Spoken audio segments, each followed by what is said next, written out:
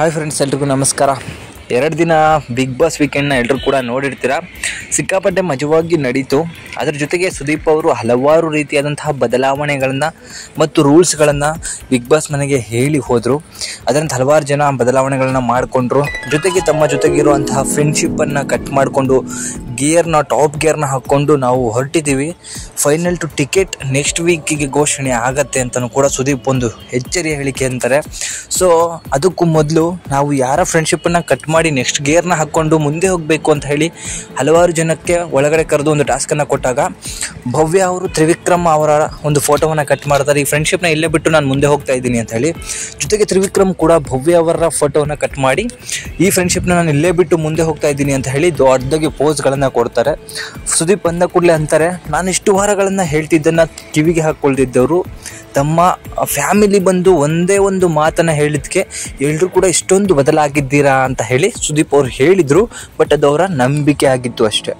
ಆದರೆ ಗೌತಮಿ ಹಾಗೂ ಮಂಜಣ್ಣ ಇದನ್ನು ಪಾಲಿಸೋಕ್ಕೆ ಹೋಗ್ತಾ ಇದ್ದಾರೆ ಅನ್ನೋದು ಕಣ್ಣ ಮುಂದೆ ಕಾಣಿಸ್ತಾ ಇದೆ.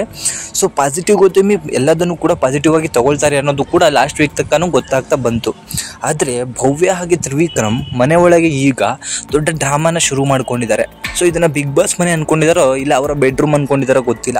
ಸೊ ಭವ್ಯ ಅವರು ತ್ರಿವಿಕ್ರಮ್ನ ಎಷ್ಟರ ಮಟ್ಟಿಗೆ ಹೆಚ್ಕೊಂಡಿದ್ದಾರೆ ಅಂತ ಹೇಳಿದ್ರೆ ಅವನನ್ನು ಭೇಟಿರೋಕ್ಕೆ ಆಗ್ತಿಲ್ವಂತೆ.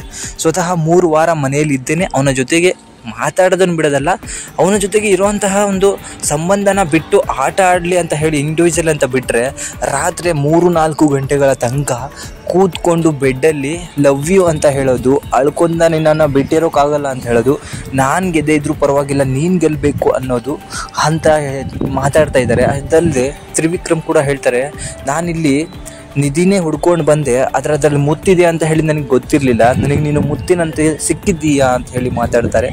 ಸುದೀಪ್ ಹೋದ ಮೇಲೆ ಈ ಘಟನೆ ಎಲ್ಲ ನಡೀತದೆ.